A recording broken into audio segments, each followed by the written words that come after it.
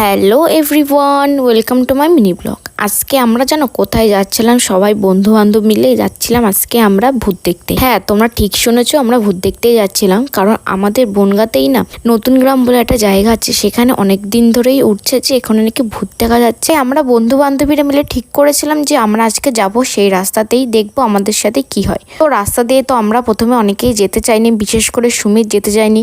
দেন তো রাস্তাতে যখন ঢুকলাম, তোমরা দেখো রাস্তাটা পুরো অন্ধকার, আর চারিপাশের যে বাড়িগুলো দেখছো না, বাড়িগুলোতে কিন্তু কেউ থাকে না।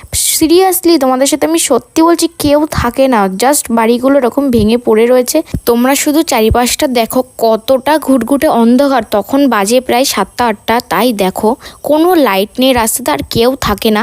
হয়তো মাঝখানে একটা কি দুটো করে বাড়ি আছে, যারা সন্ধে হলেই হয়তো ঘরের মধ্যে দরজা দিয়ে দেয়।